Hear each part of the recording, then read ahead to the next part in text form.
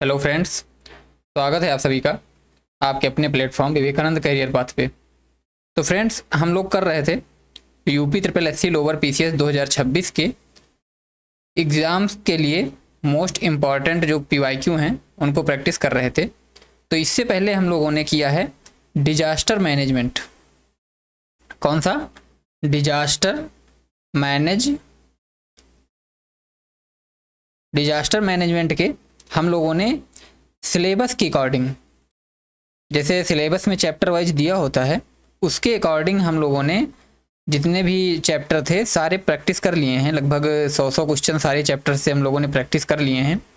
तो मैंने सोचा है कि आज से अब हम लोग यूपी स्पेशल के लिए प्रैक्टिस करेंगे, यानी कि यूपी स्पेशल के जो चैप्टर 1 से लेकर और फिर जितनी भी क्लासेस होंगी, लगभग 10-12 क्लासेस, उनके इम्पॉर्टेंट एमसीक्यू प्रैक्टिस करेंगे। ये पीवाईक्यू बेस्ड भी रहेंगे और साथ ही नए एडवांस लेवल के क्वेश्चन भी रहेंगे जो आजकल यूपी ट्रिपल एससी का ट्रेंड बन गया है पूछने का। तो उसके अकॉर्डिंग भी ये सारे क्वेश्चंस रहेंगे। तो स्वागत है आप सभी का। तो हम लोग क्लास शुरू करने से पहले आप सभी को बता दें कि जो ये टेलीग्राम चैनल है इससे आपको इसकी पीडीएफ मिल जाएगी, क्योंकि अगर आप लोग घर में भी प्रैक्टिस करना चाहते हैं तो आराम से कर सकते हैं पीडीएफ डाउनलोड करके।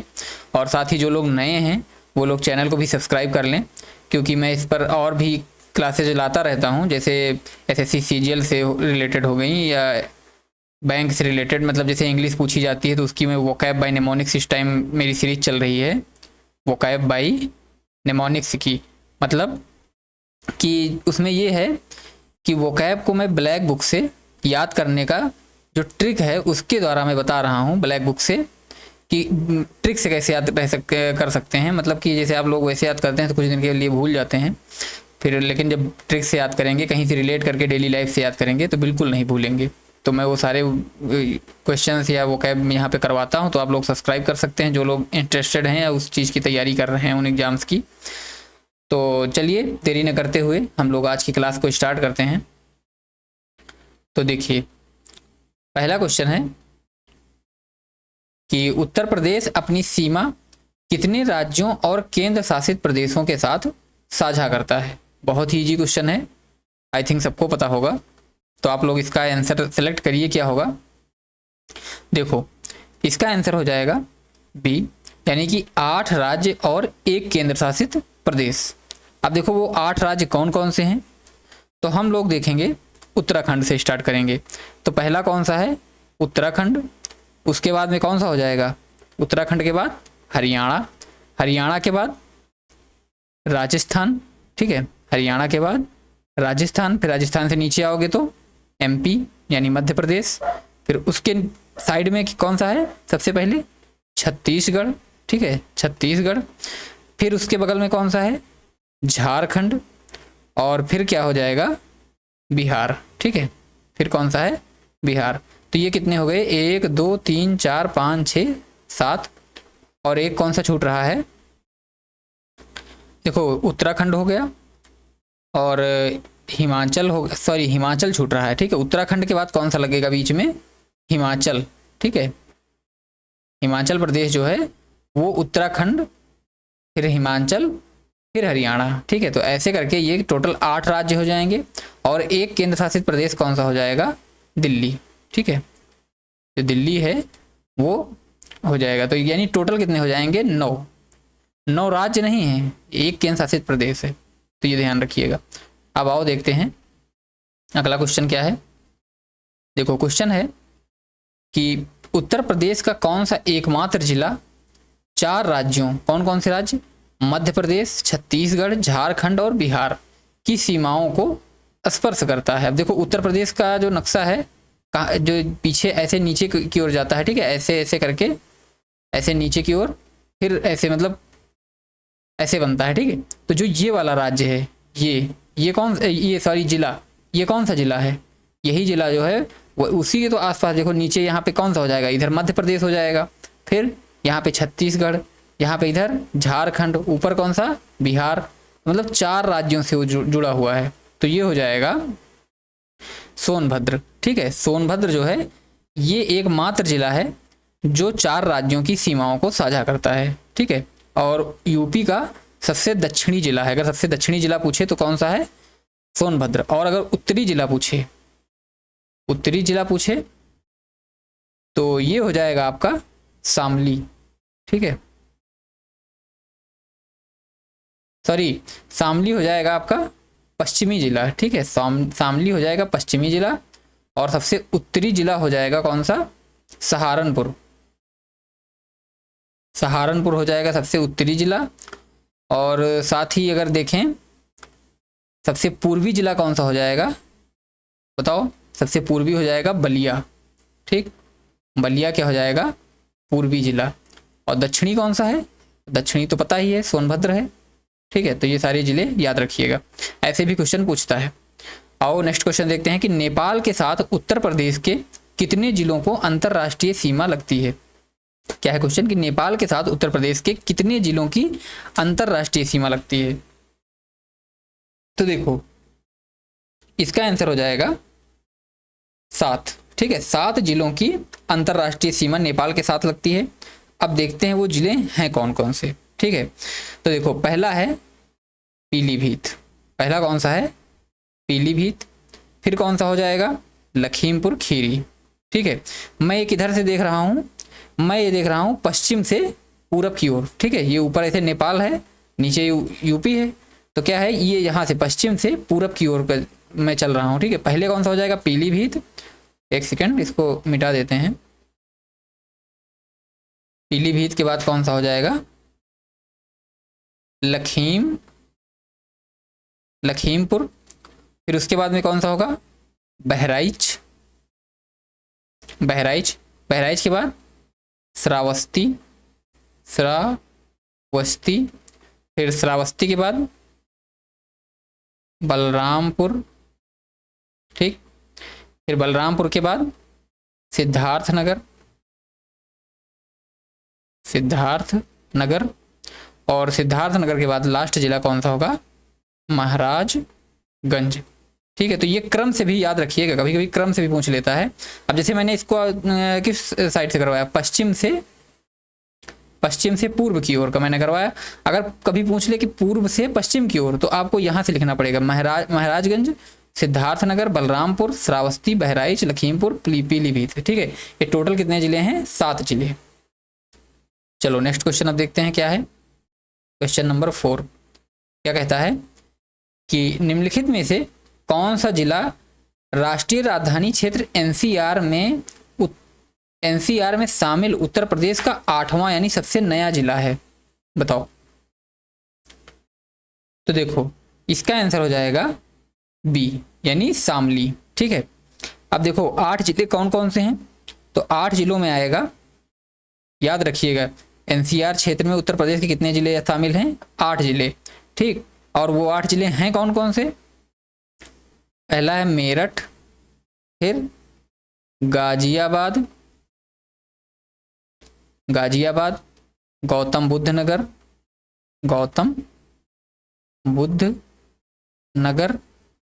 फिर कौन सा हो जाएगा, फिर हो जाएगा बुलंदशहर, और उसके बाद में बागपत के बाद में हापुड़ के बाद मुजफ्फरनगर, ठीक, मुजफ्फरनगर। और उसके बाद में नया नया भी कौन सा शामिल हुआ है, शामली। तो ये ध्यान रखिएगा, ठीक है। एनसीआर क्षेत्र में शामिल कितने जिले हैं, 8 जिले हैं, और सबसे नया जिला कौन सा है, शामली। आओ अब नेक्स्ट क्वेश्चन देखते हैं क्या कहता है, क्वेश्चन नंबर 5 क्वेश्चन है कि उत्तर प्रदेश की सबसे लंबी और सबसे छोटी सीमा क्रमशः किन राज्यों के साथ लगती है, मध्य प्रदेश या दिल्ली, यानी कि सबसे पहले लंबी में बाद में सबसे छोटी, मध्य प्रदेश, बिहार, हरियाणा, मध्य प्रदेश, हिमाचल, राजस्थान, उत्तराखंड। बताओ इसका आंसर क्या होगा। तो देखो इसका आंसर हो जाएगा, देखो सबसे लंबी सीमा तो सबको पता होगा कि मध्य प्रदेश से लगती है, ठीक है, यानी राजस्थान से शुरू होती है, फिर वो नीचे लगते लगते पूरा जैसे सोनभद्र से होते हुए फिर कहाँ पे रुकती है, यहाँ पर जाके झारखंड के, सॉरी छत्तीसगढ़ के पास, ठीक है। तो सबसे लंबी तो सबको पता होगा कौन सा है, सबसे लंबी हो जाएगी मध्य प्रदेश, और सबसे छोटी हिमाचल प्रदेश, ठीक है। सबसे छोटी किससे लगती है, हिमाचल प्रदेश से। तो ये चीज़ याद रखिएगा। अगर हम लोग देखें कि कभी एक क्वेश्चन ये भी आया है, पूछा गया है, यूपीएससी ने पूछा है कि मध्य प्रदेश से कितने जिले जुड़ते हैं, तो ये टोटल हैं 11 जिले, ध्यान रखिएगा। कितने जिले हैं, 11 जिले हैं जो मध्य प्रदेश से सीमा साझा करते हैं। और अगर पूछे कि हिमाचल प्रदेश से कौन सा जिला साझा करता है सीमा, तो वो केवल एक जिला है, और वो जिला कौन सा है, वो है सहारनपुर। तो ये फैक्ट भी याद रखिएगा। नेक्स्ट क्वेश्चन क्या है कि उत्तर प्रदेश का क्षेत्रफल देश के कुल क्षेत्रफल का लगभग कितना प्रतिशत है, बताओ। 6.88%, 7.33, 8.12 या 9.02। तो बताओ इसका आंसर क्या होगा। देखो, तो इसका आंसर हो जाएगा बी, 7.33%, ठीक है। जो उत्तर प्रदेश का क्षेत्रफल है वो कुल क्षेत्रफल के, यानी देश के कुल क्षेत्रफल के कितना है, 7.33% है। अब ये 7.33% अगर नंबर्स में पूछ ले कितना बनता है, तो ये आपका बनेगा वही 2,40,000 के आसपास, यानी 2,40,928 वर्ग किलोमीटर, ठीक है, 928 वर्ग किलोमीटर, याद रखिएगा। और भारत का क्षेत्रफल कितना है, तो भारत का है 32,87,263 किलोमीटर स्क्वायर। ये भी ध्यान रखिएगा, दोनों बहुत इंपॉर्टेंट हैं, ठीक। तो ये कितना है, 7.33%। और अगर पूछे कि ये सभी राज्यों में किस स्थान पर है, तो अगर ये देखें तो ये उत्तर प्रदेश का क्षेत्रफल सभी राज्यों में किस स्थान पे है, तो चौथे स्थान पर है, 4th। आओ नेक्स्ट क्वेश्चन अब देखते हैं। क्वेश्चन क्या है कि उत्तर प्रदेश का भाभर क्षेत्र की सबसे प्रमुख भौगोलिक विशेषता क्या है, बताओ। यहाँ दलदली और चिकनी मिट्टी पाई जाती है, यहाँ यह क्षेत्र कंकड़ पत्थरों से निर्मित है जहाँ नदियाँ भूमिगत हो जाती हैं, यह घने जंगल और अत्यधिक वर्षा होती है, यह पुरानी जलोढ़ मिट्टी बांगर का क्षेत्र है। देखिए इसका आंसर क्या होगा, बी। क्या है, यह क्षेत्र कंकड़ पत्थरों से निर्मित है, यहाँ नदियाँ क्या होती हैं, भूमिगत हो जाती हैं, ठीक है। जो भाभर क्षेत्र होता है वो कंकड़ पत्थरों से बना होता है, और वहाँ पे नदियाँ क्या होती हैं, विलीन हो जाती हैं, मतलब दिखती नहीं है, जैसे मैदानी क्षेत्रों में बहती हुई दिखती हैं वैसी नहीं दिखती हैं, क्योंकि बड़े बड़े पत्थर रहते हैं और उसी में छिप जाती हैं, ठीक है। और भाभर क्षेत्र जो है ये शिवालिक के जो तलहटी है वहाँ पर स्थित होता है, मतलब कि जैसे क्या है कि ये नेपाल है, ठीक है, नेपाल से जो नदियाँ निकल रही हैं, नेपाल से और इधर उत्तराखंड से, तो ये क्या है, जब यहाँ पे आती हैं तो ये शिवालिक रेंज नीचे तक आती है, ठीक है। तो शिवालिक रेंज के जो तलहटी वाला क्षेत्र होता है, ठीक है, यहाँ पर जो स्टार्टिंग में यहाँ पे क्या होगा, बड़े बड़े पत्थर होंगे, यहाँ पे पहाड़ है तो उनके पत्थर यहाँ पे टूट टूट के अपना रहते हैं यहाँ तक, तो इसको कहते हैं भाभर क्षेत्र, ठीक है, इसको भाभर क्षेत्र कहते हैं। तो यहाँ पे नदियाँ विलीन रहती हैं, तो इसके लिए बस इतना ही याद रखेंगे। अब आओ नेक्स्ट क्वेश्चन देखते हैं। क्वेश्चन क्या है कि उत्तर प्रदेश का कौन सा जिला 3 तरफ से मध्य प्रदेश से घिरा हुआ है, बताओ। अभी तक क्या पूछा था कि 4 राज्यों से घिरा है, कौन सा है। अब पूछा है सिर्फ मध्य प्रदेश से घिरा है, कौन सा जिला है। झांसी, बांदा, महोबा, ललितपुर। तो देखो इसका आंसर हो जाएगा ललितपुर, ठीक है। ललितपुर जो है वो 3 तरफ से मध्य प्रदेश से घिरा हुआ है, ठीक है। और इससे जो एक जिला साझा करता है अपनी सीमा, वो जिला कौन सा है, झांसी, ठीक है, झांसी से जुड़ा हुआ ये जिला है, और 3 तरफ से इसके मध्य प्रदेश है। और नेक्स्ट क्वेश्चन देखते हैं क्या है। क्वेश्चन नंबर 9, उत्तर प्रदेश को कुल कितने कृषि जलवायु क्षेत्रों में बांटा गया है, 7, 9, 11, 15, बताओ। देखिए इसका आंसर हो जाएगा बी, यानी 9 जलवायु क्षेत्रों में बांटा गया है टोटल, ठीक है। 9 कृषि जलवायु क्षेत्रों में बांटा गया है। ये क्वेश्चन इंपॉर्टेंट है, ध्यान रखिएगा। कृषि जलवायु क्षेत्र कहाँ पर, यूपी में, कितने, 9, बस इतना नोट कर लीजिएगा। और नेक्स्ट क्वेश्चन देखते हैं। देखिए क्वेश्चन है कि उत्तर प्रदेश में सर्वाधिक और न्यूनतम वर्षा किन जिलों में होती है? बताओ, बिल्कुल फैक्ट टू फैक्ट क्वेश्चन है। किन जिलों में होती है? तो इसका आंसर होगा ए, गोरखपुर और मथुरा। यानी गोरखपुर में क्या है, सर्वाधिक वर्षा होती है और न्यूनतम कहाँ होती है? मथुरा में। ठीक, कुछ किताबों में कुछ अलग दिया हुआ है, लेकिन वो ऑथेंटिकेट नहीं है। अभी जो है यही माना जाता है, गोरखपुर और मथुरा। ठीक है, ध्यान रखिएगा। अगर हम लोग देखें कि गोरखपुर में कितनी बारिश होती है, तो गोरखपुर में बारिश होती है 184.7 सेंटीमीटर की। ठीक, 184.7 सेंटीमीटर। और ये कहाँ होती है? ये होती है गोरखपुर। ये क्या है? मैक्सिमम है। और मथुरा में क्या है? मिनिमम होती है। ठीक है, मथुरा में क्या है? मिनिमम होती है। और यहाँ कितनी होती है? तो यहाँ पर होती है 54.4 सेंटीमीटर। ध्यान रखिएगा, 54.4 सेंटीमीटर मथुरा में, और गोरखपुर में 184.7। नेक्स्ट क्वेश्चन देखते हैं। उत्तर प्रदेश में शीत ऋतु में पश्चिमी विक्षोभ के कारण होने वाली वर्षा किस फसल के लिए सबसे लाभकारी होती है? देखो, पहली चीज तो इसमें याद करने वाली ये है कि जो उत्तर प्रदेश में शीत ऋतु में बारिश होती है वो किसके कारण होती है? तो वो होती है पश्चिमी विक्षोभ से। ये भी क्वेश्चन पूछा है कि जो यूपी में या उत्तर भारत क्षेत्र में जो सर्दियों में बारिश होती है उसका मुख्य कारण क्या होता है? तो ये होता है पश्चिमी विक्षोभ। पश्चिमी विक्षोभ का मतलब जो भूमध्य सागर से मानसून आता है। ठीक है, भूमध्य सागर से। बस इतना याद रखो बस। तो ये भी एक इम्पॉर्टेंट है। और दूसरी चीज पूछा क्या है कि इससे कौन सी फसलों को सबसे ज्यादा लाभ होता है? तो इसका आंसर हो जाएगा ये रबी की फसलों का। ठीक है, क्योंकि ठंडियों में उत्तर भारत में, उत्तर प्रदेश में कौन सी फसलें होती हैं? ज़्यादातर गेहूं होता है। और गेहूं में कौन सा मतलब रबी की फसलें होती हैं, और रबी फसलों में सबसे ज़्यादा गेहूं होता है। तो बस इसका आंसर यही हो जाएगा। जब काफ़ी ज़्यादा ठंडी पड़ रही होती है और बारिश होती है तो उस टाइम गेहूं में क्या है, पाला जो लगता है उसकी समस्या में से निजात मिलता है। तो इसलिए ये इंपॉर्टेंट होगा। अब आओ देखें नेक्स्ट क्वेश्चन। क्वेश्चन है, अवनालिका अपर्दन से उत्तर प्रदेश का कौन सा जिला और नदी बेसिन सर्वाधिक प्रभावित है? अवनालिका अपर्दन, गली इरोजन।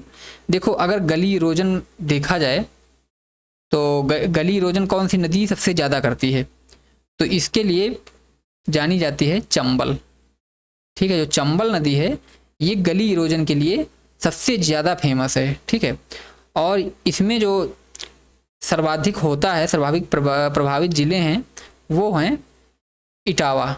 ठीक है, यानी चंबल नदी द्वारा इटावा और आगरा के आसपास के जो क्षेत्र हैं उसमें मिट्टी का जो है बहुत ज़्यादा कटाव होता है, जिससे गहरी खाइयाँ बन जाती हैं। मतलब अवनालिका अपर्दन किसको कहते हैं? जैसे क्या है कि नदियाँ जैसे बह रही हैं और उसके बाद में जैसे ये मान लिया समतल क्षेत्र है, तो क्या हुआ कि यहाँ से एक आई और पूरा एकदम पतली सी नाली टाइप में और इधर से निकल गई। मतलब पतली सी नाली, क्या इतनी भी पतली नहीं, काफ़ी ज़्यादा, मतलब खाई टाइप में बना के मिट्टी को बहा ले गई। तो वहाँ पे क्या हुआ, ये सारी मिट्टी बह गई तो वहाँ पे बहुत गहरी खाई हो गई। तो वहाँ पे क्या हो जाएगा, बीहड़ बन जाएगा। तो इसको क्या, कौन सी नदी है वो? चंबल नदी है। ठीक है, और ये यमुना की सहायक नदी है।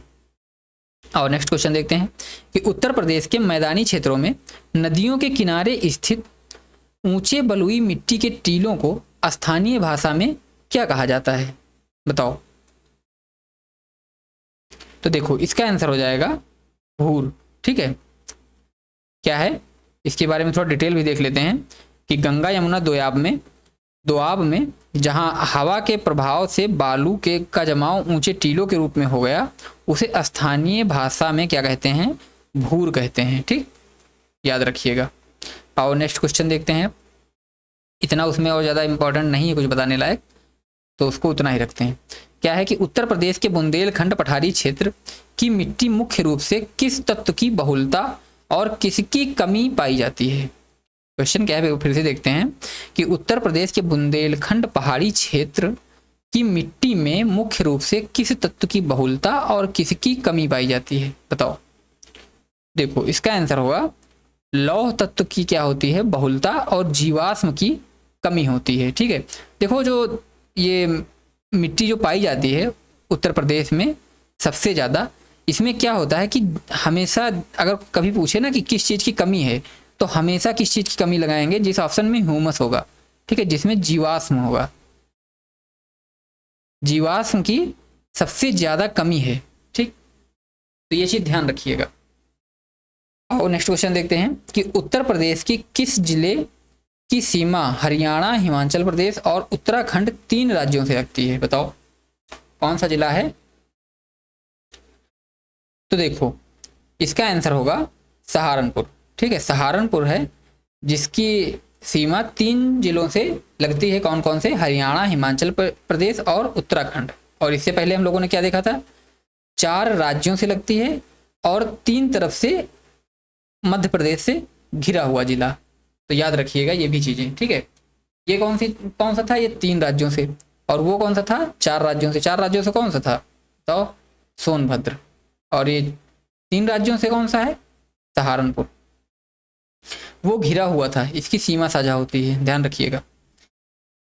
आओ नेक्स्ट क्वेश्चन अब देखते हैं क्या है। क्वेश्चन नंबर 16,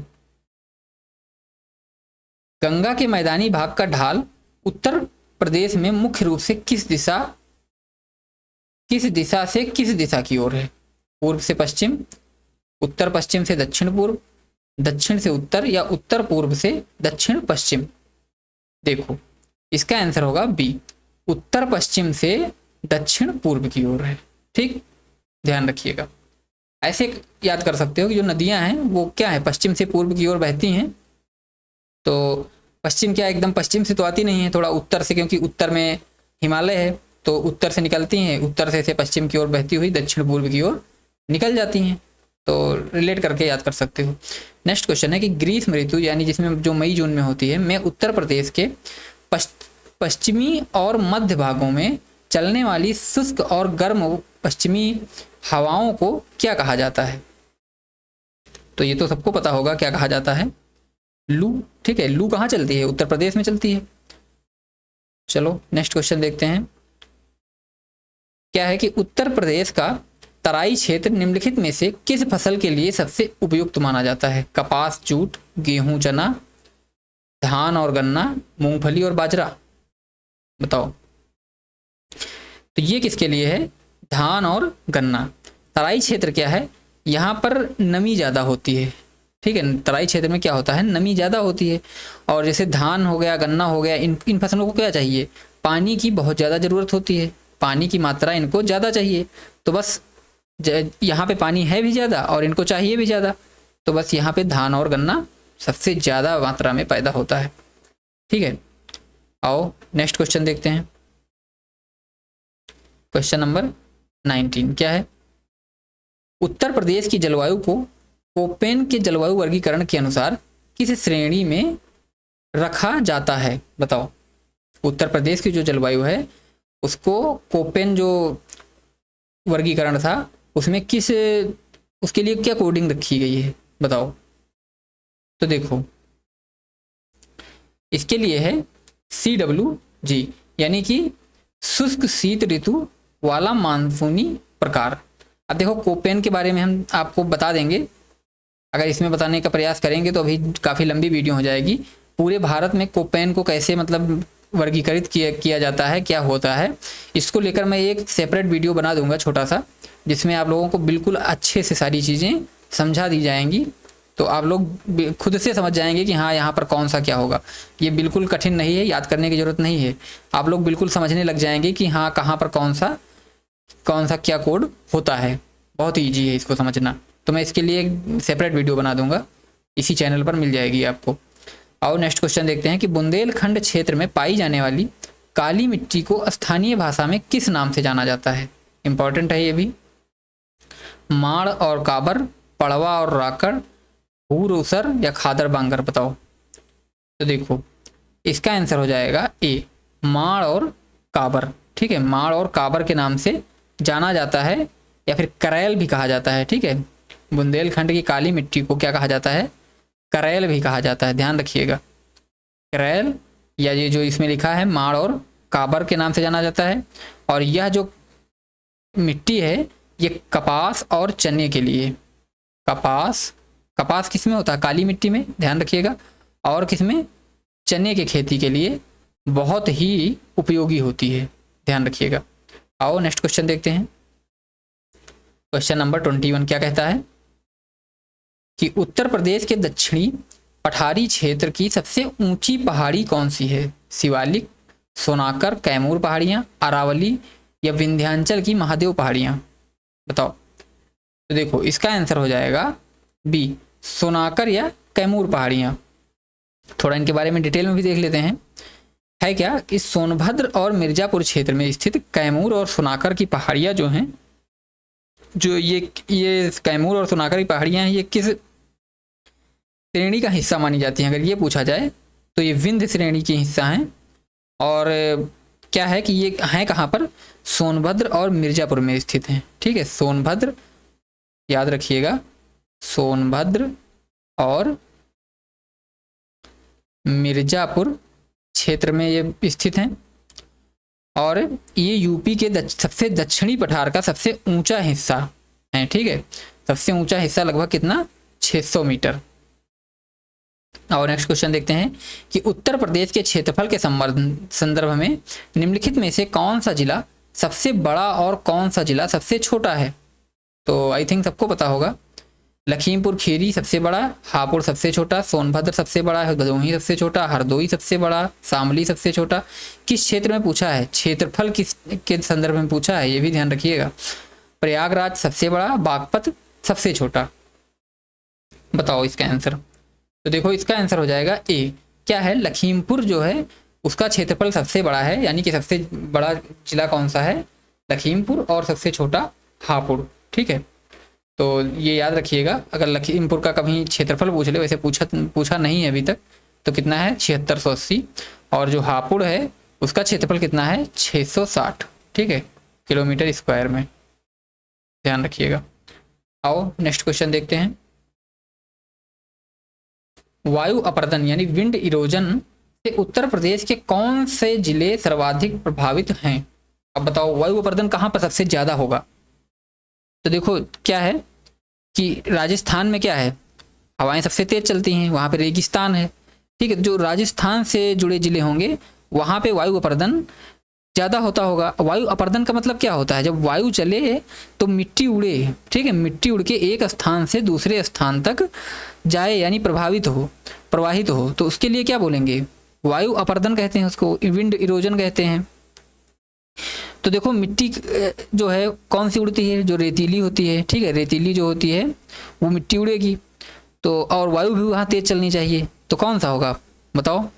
आप खुद से इतना रिलेट कर सकते हो कि इसका आंसर क्या जाएगा। देखो इसका आंसर होगा आगरा और मथुरा। ठीक है, आगरा और जो मथुरा हैं ये क्या हैं? विंड इरोजन से सबसे ज़्यादा प्रभावित होने वाले जिले हैं। आओ नेक्स्ट क्वेश्चन देखते हैं। क्या है क्वेश्चन? 24। दिल्ली के साथ उत्तर प्रदेश के कितने जिलों की सीमा लगती है? बताओ। दिल्ली के साथ उत्तर प्रदेश के कितने जिलों की सीमा लगती है? तो ये लगती है 2 जिलों की। ठीक है, बी। कौन कौन से जिले हैं वो? पहला तो है नोएडा। ठीक, नोएडा जिसको बोलते हैं गौतम बुद्ध नगर, ध्यान रखिएगा। ठीक है, और दूसरा कौन सा है? गाजियाबाद। यानी ये 2 जिले जो हैं ये सीधे तौर पर दिल्ली से अपनी सीमा साझा करते हैं। नेक्स्ट क्वेश्चन है कि उत्तर प्रदेश के किस क्षेत्र को प्राचीन काल में गोंडवाना लैंड का हिस्सा माना जाता है? तराई क्षेत्र को, गंगा यमुना का दोआब, दक्षिणी पठारी क्षेत्र को, या भाभर क्षेत्र को? बताओ। तो देखो इसका आंसर होगा सी, दक्षिणी पठारी क्षेत्र, यानी जो बुंदेलखंड का क्षेत्र है उसको माना जाता है गोंडवाना लैंड का हिस्सा। ठीक, ध्यान रखिएगा। आओ नेक्स्ट क्वेश्चन देखते हैं। क्वेश्चन है 26 नंबर कि उत्तर प्रदेश में प्रवेश करने वाली मानसूनी हवाओं को बंगाल की खाड़ी, जो बंगाल की खाड़ी से आती हैं, स्थानीय स्तर पर क्या कहा जाता है? पछुआ, पूर्वा, चिनूक या काल बैसाखी? तो देखो इनको कहते हैं पूर्वा। ठीक है, अगर आप लोग गांव से रिलेट होंगे, गांव से रिलेटेड होंगे, गांव में रहते होंगे, तो वहां पे सुना होगा कि क्या कहते हैं कि अब जो पूर्वा हवा है, यानी कि गांव की भाषा में पूर्वा को क्या बोलते हैं? पूर्वैया। ठीक है, तो क्या है, चलने लगी है, तो अब क्या होगा? बारिश होने की संभावना है। ठीक है, और जब पछुआ चलती है तो ये क्या करती है? ये सूखा टाइप में लाती है, मतलब जो नमी होती है वो क्या होती है? सूखने लग जाती है। तो ऐसा जो गांव से लोग होंगे उनको पता होगा। तो जो पूर्वा हवा होती है, जो मानसून लेके आती है, कहाँ से चलती है? वो बंगाल की खाड़ी से। तो उसको क्या स्थानीय भाषा में क्या कहा जाता है? पूर्वा कहा जाता है। ठीक है, ये मानसूनी हवाएं होती हैं। नेक्स्ट क्वेश्चन है कि कौन सी नदी उत्तर प्रदेश और हरियाणा के बीच प्राकृतिक सीमा का निर्माण करती हैं? गंगा, यमुना, हिंडन, चंबल? बताओ। देखो इसका आंसर होगा बी, यमुना। ठीक है, जो यमुना नदी है वो यूपी और हरियाणा के बीच में एक लंबी प्राकृतिक सीमा का निर्माण करती है, और यह क्या है? सहारनपुर, शामली और बागपत, गौतम बुद्ध नगर आदि से होते हुए बहती है। ठीक, ध्यान रखिएगा। आओ नेक्स्ट क्वेश्चन देखते हैं। क्वेश्चन क्या है कि उत्तर प्रदेश का कौन सा जिला बिहार की सीमा को स्पर्श करता है? बताओ, उत्तर प्रदेश का ऐसा कौन सा जिला है निम्न में कि जो बिहार की सीमा को स्पर्श करता है? कुशीनगर, देवरिया, आजमगढ़, बस्ती? तो देखो इसका आंसर होगा बस्ती। ठीक है, अब देखो बिहार से कौन कौन से जिले, सॉरी क्वेश्चन क्या था? उत्तर प्रदेश का कौन सा जिला है जो बिहार से सीमा स्पर्श नहीं करता है? वही मैं सोचूं कि बस्ती कहाँ है, बस्ती तो अंदर पड़ता है, ये सीमा पर नहीं है। देखो इसमें नहीं पूछा था, तो इसका आंसर हो जाएगा बस्ती। लेकिन अगर हम लोग देखें कि बिहार से कौन कौन से ऐसे ज़िले हैं जो सीमा साझा करते हैं, तो आओ हम लोग विस्तार से देख लेते हैं। क्या है कि बिहार से सीमा साझा करने वाले ज़िले हैं 7। ठीक, बिहार से सीमा साझा करने वाले ज़िले हैं 7। अब वो ज़िले हैं कौन कौन से? तो हम लोग नीचे से ऊपर की ओर चलेंगे। ठीक है, तो पहला है सोनभद्र। ठीक, पहला है सोनभद्र। दूसरा हो जाएगा चंदौली, ध्यान रखिएगा, चंदौली। फिर गाजीपुर, फिर उसके ऊपर बलिया। बलिया क्या है? सबसे पूर्वी जिला भी है, ध्यान रखिएगा। फिर उसके बाद में देवरिया, बलिया के बाद देवरिया, देवरिया के बाद कुशीनगर, कुशीनगर, और कुशीनगर के बाद महाराजगंज। ठीक, कितने हुए? 1 2 3 4 5 6 7। हाँ, तो ये 7 जिले हैं जो क्या है? बिहार से अपनी सीमा को साझा करते हैं। ठीक है, तो याद रखिएगा। आओ नेक्स्ट क्वेश्चन देखते हैं। अब देखो जैसे इसमें क्वेश्चन क्या था कि उत्तर प्रदेश का कौन सा जिला है जो बिहार से सीमा साझा नहीं करता है? तो इसमें देखा जाए तो आजमगढ़ भी है और बस्ती भी है, दोनों हैं। ठीक है, इसमें क्या है? दोनों हैं, दोनों जिले बिहार से सीमा साझा नहीं करते हैं, ध्यान रखिएगा। और नेक्स्ट क्वेश्चन क्या है? ऊसर और रेह मृदा उत्तर प्रदेश के किस भाग में पाई जाती है और इसकी प्रकृति कैसी होती है? तराई क्षेत्र में, अम्लीय होती है, मैदानी क्षेत्र में जैसे अलीगढ़, कानपुर में, और क्षारीय या लवणीय दोनों होती है, बुंदेलखंड में लाल मिट्टी, भाभर क्षेत्र में पथरीली मिट्टी। बताओ, तो देखो इसका आंसर होगा मैदानी क्षेत्र में। मैदानी क्षेत्र में होती है जैसे अलीगढ़ और कानपुर में, और क्या है? क्षारीय और लवणीय यानी सेलाइन और अल्कलाइन दोनों होती है। ठीक है, तो ये चीज़ ध्यान रखिएगा। इसके बारे में अगर हम लोग थोड़ा डिटेल में देखें तो क्या है कि ऊसर रेह, रेह को और को क्या बोलते हैं ये भी ध्यान रखिएगा, पूछा गया है। रेह को बोलते हैं कल्लर। ठीक है, रेह को कल्लर मिट्टी भी बोलते हैं।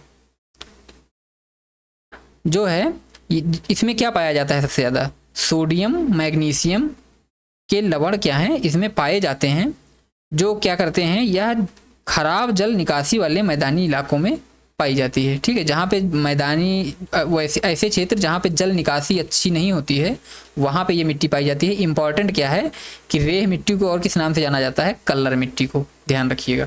नेक्स्ट क्वेश्चन कि राजस्थान के साथ उत्तर प्रदेश के कौन से जिले सीमा बनाते हैं? बताओ, राजस्थान के साथ उत्तर प्रदेश के कौन से जिले सीमा साझा करते हैं? तो देखिए इसका आंसर होगा आगरा और मथुरा।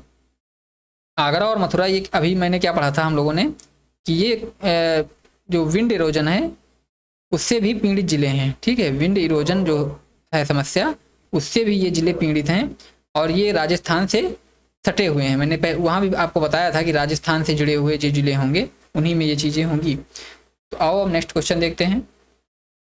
क्वेश्चन नंबर 31 क्या है कि गंगा यमुना दोआब में पाई जाने वाली प्राचीन जलोढ़ मिट्टी यानी ओल्ड एलुवियल सॉइल को क्या कहा जाता है? खादर, बांगर, राकड़, भूर।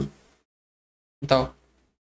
देखो भूर के बारे में तो हम लोग पढ़ चुके हैं इससे पहले। ठीक है, आई थिंक राकड़ भी हम लोग पढ़े हैं। अब बांगर खादर दो बचे हैं। बताओ। देखो इसका आंसर होगा बांगर। ठीक है, बांगर क्या है? ये पुरानी जलोढ़ मिट्टी होती है, ध्यान रखिएगा। क्या है ये? पुरानी है, पुरानी जलोढ़। इसको क्या बोलते हैं? बांगर बोलते हैं। और जो नई होती है उसको क्या बोलते हैं? खादर। नई जलोढ़, इसको क्या बोलेंगे हम लोग? इसको बोलेंगे खादर। ठीक है, तो ऐसे याद कर सकते हो। अब देखो अगर क्या होता है कि भूल जाते हैं कि बांगर किसको कहते हैं, खादर किसको बोलते हैं। मतलब पता तो होता है लेकिन कन्फ्यूजन हो जाता है। तो याद करने का जो तरीका है, मैं आपको एक बेस्ट तरीका बता दूं कि बांगर को याद कर लो, बांगर को याद कर लो बंजर से। ठीक है, देखो 22 में भी आता है, 22 में भी आता है। तो क्या है? बांगर बंजर, यानी बंजर जो जमीन होगी वो क्या होगी? बहुत पुरानी जमीन होगी। ठीक है, वो नई तो होगी नहीं बंजर। मतलब बंजर क्या होता है कि उस पर काफ़ी खेती होती की गई है, फिर उसके बाद में वो क्या हुआ है, उसकी जो उत्पादकता क्षमता थी वो कम हो गई है, तो वो क्या हो गई? बंजर हो गई।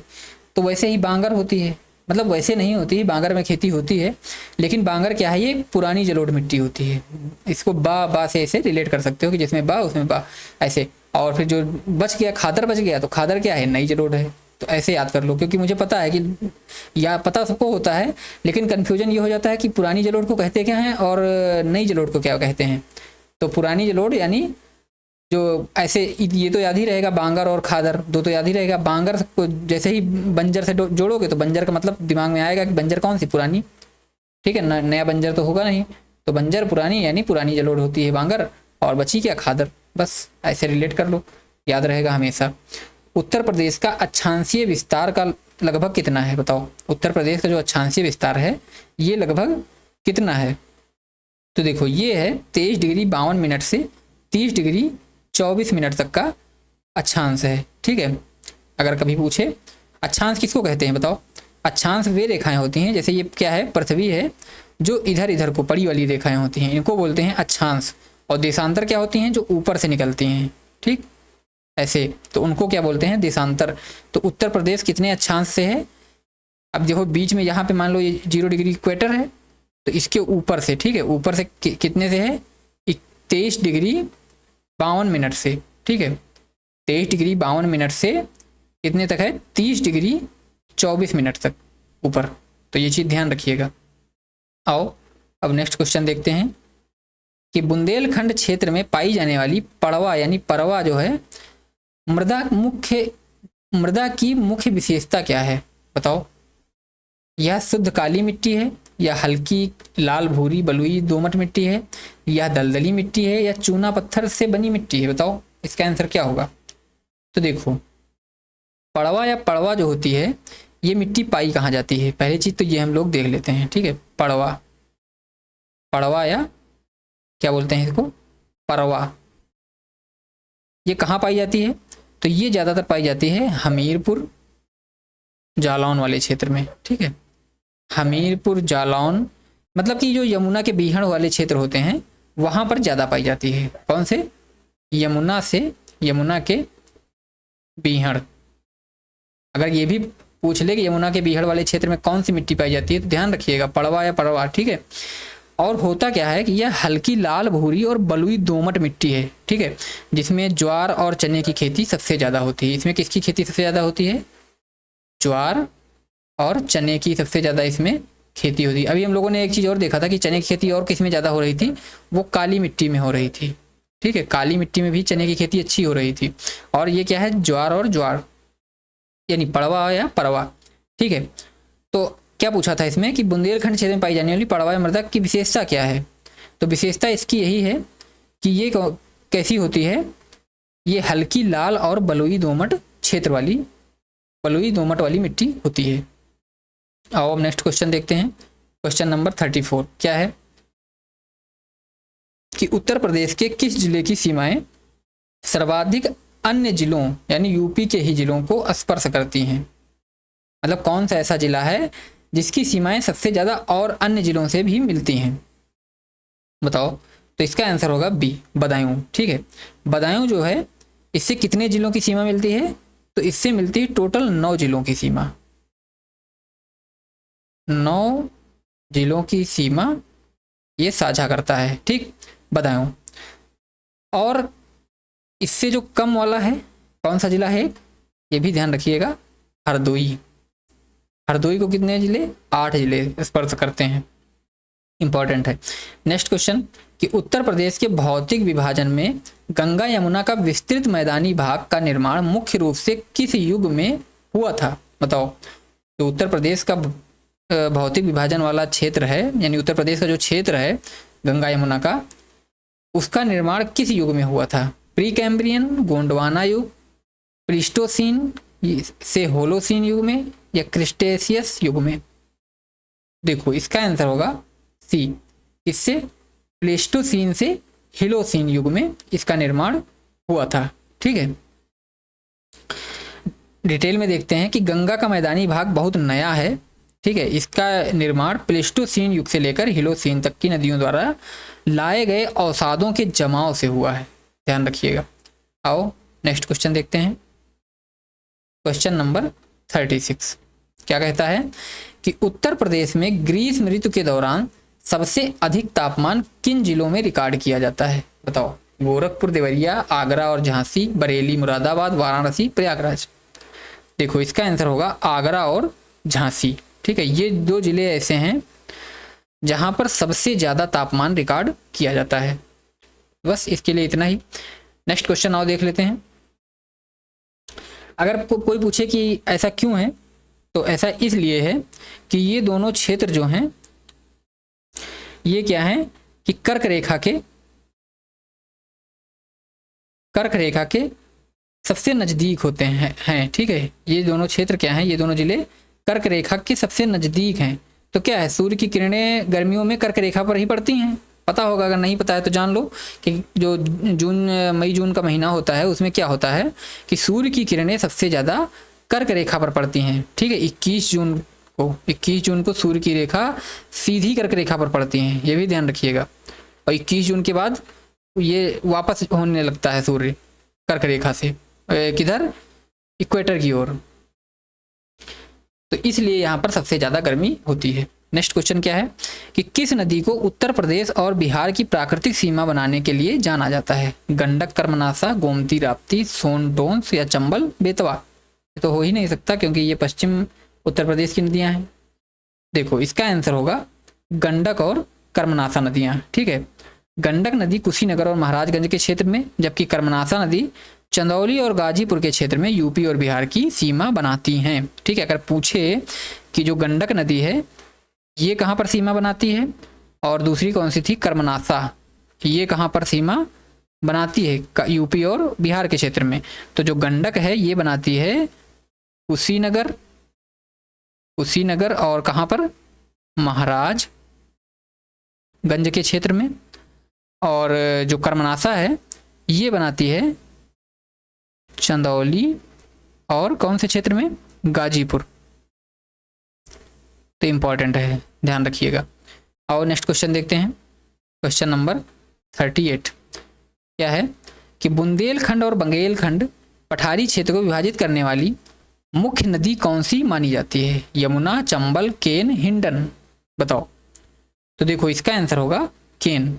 ठीक है, केन नदी जो है इसको बुंदेलखंड और बंगेलखंड का जो पठारी क्षेत्र है इसको इसकी विभाजन रेखा माना जाता है। आओ नेक्स्ट क्वेश्चन अब देखते हैं। क्वेश्चन नंबर 39 क्या कहता है कि विंध्यन क्रम की चट्टानें उत्तर प्रदेश की किन जिलों में मुख्य रूप से पाई जाती हैं? सहारनपुर और बिजनौर, मिर्जापुर, सोनभद्र, बांदा, चित्रकूट, आगरा, मथुरा या गोरखपुर, बस्ती? दिमाग लगाओ थोड़ा। विंध्यन कहाँ पड़ता है? जैसे उत्तर प्रदेश मान लो ये है, ठीक है, ऐसे हम बना लेते हैं कि उत्तर प्रदेश है ये, ठीक है। और क्या है इसके उत्तर प्रदेश के दक्षिण में विंध्य की पहाड़ियाँ हैं, ठीक। तो ये कहाँ पर होगा?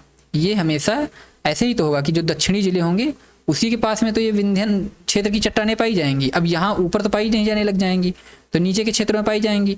अब नीचे के क्षेत्रों में कौन से जिले हैं जो सबसे दक्षिणी जिले हैं, लगभग मतलब दक्षिणी जिले या उसके आसपास के जिले हैं, तो वो कौन से जिले हैं? देखो सहारनपुर कहाँ है? ये तो उत्तर प्रदेश में सबसे ऊपर पाया जाता है, ऐसे करके जो है यहाँ पे पाया जाता है, ठीक है। बिजनौर वो भी उसी के पास में पाया जाता है। आगरा मथुरा कहाँ पे हैं? ये सबसे पश्चिमी हैं, तो ये भी नहीं हो। गोरखपुर बस्ती ये पूर्वी हैं, तो इसमें क्या होगा? बी हो जाएगा।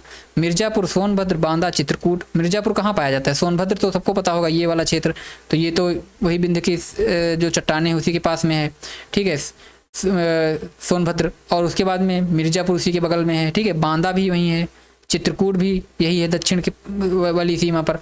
तो बस ऐसे रिलेट करके कर सकते हो। क्या है? निम्नलिखित में से कौन सा जिला तराई क्षेत्र का हिस्सा नहीं है? नहीं पूछा है। कौन सा? पीलीभीत, बहराइच, सिद्धार्थनगर, हाथरस। अब देखो पीलीभीत क्या है, अभी मैंने बताया पीलीभीत किस में आता है? नेपाल से सीमा साझा करने के क्षेत्र में आता है, ठीक है।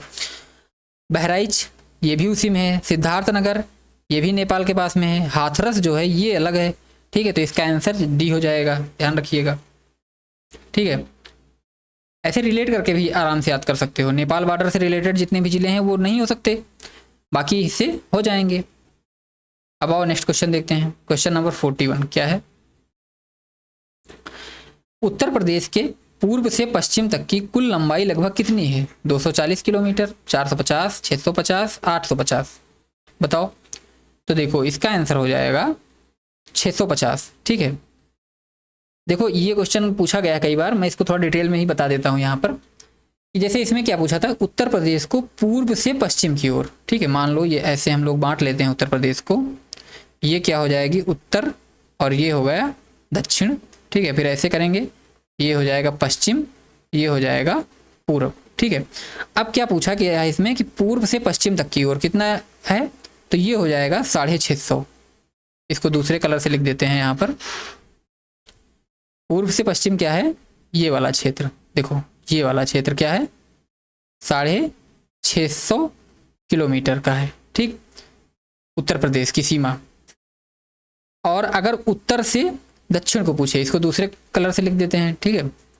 अगर क्या पूछे उत्तर से दक्षिण की ओर पूछे, तो उत्तर से दक्षिण की ओर होता है इसका 240 किलोमीटर, ठीक है। उत्तर से दक्षिण की ओर 240 किलोमीटर और पूर्व से पश्चिम की ओर क्या है? 650, ठीक है। तो ये चीजें ध्यान रखिएगा। नेक्स्ट क्वेश्चन है कि राकड़ मृदा को लाल भूरे रंग की राकड़ मृदा जो लाल भूरे रंग की होती है और ढलानों पर पाई जाती है, उत्तर प्रदेश के किस क्षेत्र की विशेषता है? तराई क्षेत्र, गंगा का पूर्वी मैदान, बुंदेलखंड क्षेत्र या भाभर क्षेत्र? बताओ। तो देखो इसका आंसर हो जाएगा सी, बुंदेलखंड क्षेत्र। जो राकड़ मिट्टी है ये कहाँ पाई जाती है? बुंदेलखंड के क्षेत्र में सबसे ज्यादा पाई जाती है। और है क्या, ये उपजाऊ क्षमता में कम उपजाऊ होती है, ठीक है। ये उपजाऊ क्षमता में अगर देखें तो ये कम उपजाऊ होती है, ध्यान रखिएगा। और इसमें कौन सी फसलें मुख्यतः होती हैं? तो इसमें होती है तिल होता है, ठीक है, सबसे ज़्यादा तिल होता है, ध्यान रखिएगा। यही पूछा गया है एक बार। और नेक्स्ट क्वेश्चन देखते हैं क्या है कि उत्तर प्रदेश के किस जिले में सबसे कम वन क्षेत्र पाया जाता है भौगोलिक स्थिति के कारण? बताओ। देखो इसका आंसर होगा संत रविदास नगर, जिसको क्या बोलते हैं? भदोही, ठीक है। संत रविदास नगर, इसको भदोही कहते हैं। यहाँ पर सबसे कम वन क्षेत्र पाया जाता है, ध्यान रखिएगा। और सबसे ज्यादा वन क्षेत्र सोनभद्र में विंध्य पठार के इसका कारण क्या है? कारण क्या है इसका? सोनभद्र में विंध्य पठार जो हैं के कारण सर्वाधिक वन क्षेत्र यहाँ पर होता है, ठीक है। आओ नेक्स्ट देखते हैं। छत्तीसगढ़ राज्य के साथ उत्तर प्रदेश का कौन सा एकमात्र जिला सीमा बनाता है? बताओ, छत्तीसगढ़ राज्य के साथ उत्तर प्रदेश का कौन सा जिला है? तो वो हो जाएगा सोनभद्र, ध्यान रखिएगा। ठीक है, अभी हम लोगों ने पढ़ा था कि ऐसा कौन सा जिला है जिसको 4 राज्य टच करते हैं, तो उसमें हम लोगों ने पढ़ा था। उत्तर प्रदेश के कुल कितने मंडल और जिले हैं? बताओ, उत्तर प्रदेश में कुल कितने मंडल हैं? तो टोटल मंडल हैं कितने? 18, और जिले कितने हैं?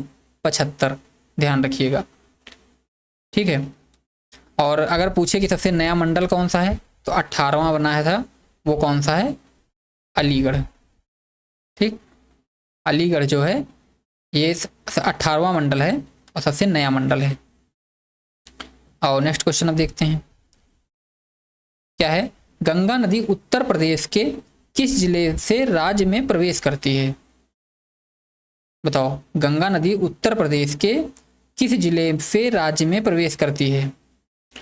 तो ये प्रवेश करती है बिजनौर से। ठीक, कहाँ से? बिजनौर से प्रवेश करती है उत्तर प्रदेश में, और निकल कहाँ से जाती है? बलिया से। ठीक है, बलिया से ये उत्तर प्रदेश से बाहर निकल जाती है, बिहार में प्रवेश कर जाती है, ध्यान रखिएगा। नेक्स्ट क्वेश्चन है कि यमुना नदी उत्तर प्रदेश के किस जिले से राज्य में प्रवेश करती है? तो अगर यमुना नदी का देखें तो ये प्रवेश करती है सहारनपुर से। ठीक है, ये प्रवेश करती है सहारनपुर से। नेक्स्ट क्वेश्चन क्या है, आओ देखते हैं।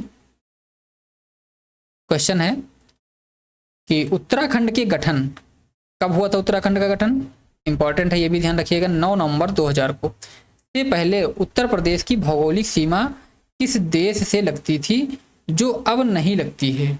बताओ। तो इसका आंसर आई थिंक सब लोगों ने गेस कर ही लिया होगा, चीन से। ठीक है, चीन का जो तिब्बत वाला क्षेत्र है उससे लगती है, क्योंकि उत्तराखंड की सीमा चीन के तिब्बत वाले क्षेत्र से लगती है। तो जब उत्तर प्रदेश उत्तराखंड दोनों एक रहे होंगे तो चीन से उत्तर प्रदेश की भी सीमा लगती रही होगी, तो बस यही याद रखेंगे। अब किस देश से लगती है उत्तर प्रदेश की सीमा? तो अब सिर्फ लगती है नेपाल से, ध्यान रखिएगा। आओ देखते हैं नेक्स्ट क्वेश्चन क्या है। देखिए, लास्ट 2 क्वेश्चन है, एक का आंसर मैं दूंगा, एक का आपको कमेंट में देना है। क्या है क्वेश्चन कि उत्तर प्रदेश का सबसे पूर्वी और सबसे दक्षिणी जिला क्रमशः कौन सा है? ठीक है, तो इसका आंसर आप लोग दे दीजिएगा कमेंट में। अगला क्वेश्चन, क्योंकि मैं इसको बता चुका हूं तो आप लोगों को यहाँ पे रिवीजन करने का चांस मिल जाएगा, तो इसका आंसर आप लोग कमेंट में दीजिएगा और मैं अगला क्वेश्चन पढ़ता हूँ और इसका आंसर बताता हूँ। चुनार और चुर्क जो अपने सीमेंट उद्योग के लिए प्रसिद्ध हैं, विंध्यन पठार के किस जिले में स्थित हैं? बताओ। तो देखो, इसका आंसर होगा मिर्जापुर और सोनभद्र क्षेत्र में स्थित हैं।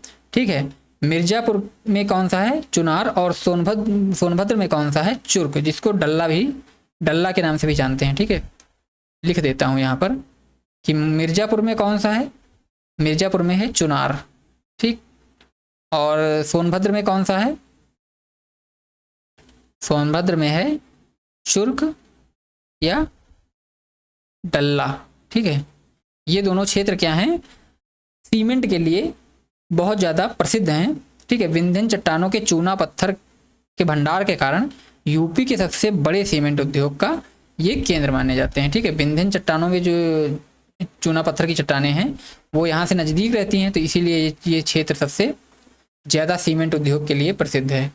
तो इस क्वेश्चन का आंसर आप लोग कमेंट में दीजिएगा, और साथ ही क्लास कैसी लगी आप सबको ये भी बताइएगा। और जो लोग नए हैं, अगर वीडियो पसंद आई हो तो चैनल को सब्सक्राइब कर लीजिएगा, और साथ ही इस क्लास की जो PDF है फुल डिटेल के साथ, आपको नोट्स बिल्कुल नहीं बनाने हैं, फुल डिटेल के साथ आप लोगों को मेरे टेलीग्राम चैनल जिसका नाम है विवेकानंद कैरियर पाथ, जिसकी लिंक मैंने डिस्क्रिप्शन में दी हुई है, वहाँ से आप लोग बिल्कुल फ्री ऑफ कॉस्ट इसको डाउनलोड कर सकते हैं और जितनी बार चाहें उतनी बार इसका रिवीजन कर सकते हैं। ठीक है, तो क्लास कैसी लगी ज़रूर बताइएगा। फिर मिलते हैं आपको नेक्स्ट वीडियो में, तब तक के लिए जय हिंद, जय भारत।